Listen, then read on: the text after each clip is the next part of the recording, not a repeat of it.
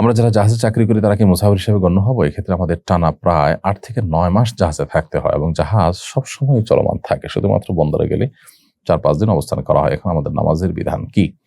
জাহাজে যদি আপনার পরিবার সহ আপনি থাকেন তাহলে সেখানে আপনি মুকিম হিসেবে গণ্য হবেন।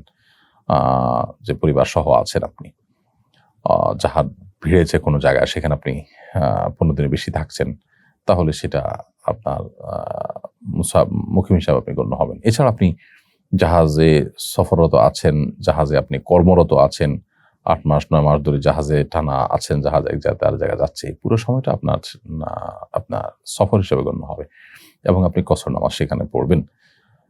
যদি আপনি যেটুকু লিখেছেন শুধু এটুকুই হয়, অর্থাৎ না ফ্যামিলির সাথে আছে, না এটা কোনো জায়গায় ভিড়ে 1-2 মাস বা 15 দিনের বেশি সেখানে অবস্থান করছে, বরং 2-4 দিন থাকে বন্দরে, এরপরে আবার সেটা ছুটে চলে সমুদ্রে। তো এরকম যদি হয় তাহলে সেক্ষেত্রে আপনি মুসাফির হিসেবে গণ্য হবে এবং আপনাকে কসর নামাজ পড়তে হবে। সমাজে নানা অসঙ্গতিকে ক্রিটিক করে ফানি ভিডিও বানানো এবং এ থেকে প্রাপ্ত টাকা হালাল হবে কিনা জানাবেন দয়া করে। সমাজের নানা অসঙ্গতি, ত্রুটি, অপরাধ এগুলোকে ফানি ভিডিওর মাধ্যমে ক্রিটিসাইজ করা এবং সেগুলোকে খারাপ কাজ হিসাবে দেখানো, এটা মৌলিকভাবে দোষের কোনো বিষয় নয়।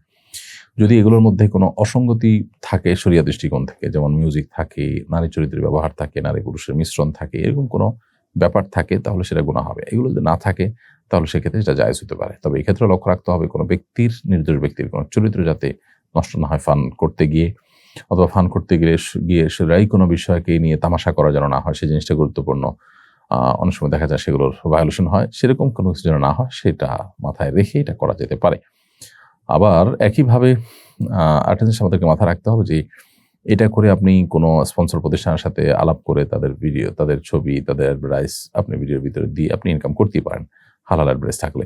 কিন্তু সোশ্যাল মিডিয়া যে মনিটাইজেশনের মাধ্যমে, অ্যাডসেন্সের মাধ্যমে যে টাকা দিয়ে থাকে সেটা নেওয়া আপনার জন্য হালাল হবে না, কারণ সেখানে মিউজিক থাকে এবং সেখানে হারাম বিষয় থাকে, বিভিন্ন আপনার হারাম উৎপাদন এর আপনার অ্যাডভার্টাইজ করা হয়। তো এসব কারণে সেটি জায়েজ হবে না, যদিও সেখানে হয়তো হারাম অ্যাডভার্টাইজমেন্টের পরিমাণ কম থাকতে পারে, বেশি থাকতে পারে, কিন্তু যেহেতু হারাম অ্যাডভার্টাইজ দেওয়া হবে আপনি জানেন, সেজন্য সেখান থেকে উপার্জন করা আপনার জন্য জায়েজ হবে না।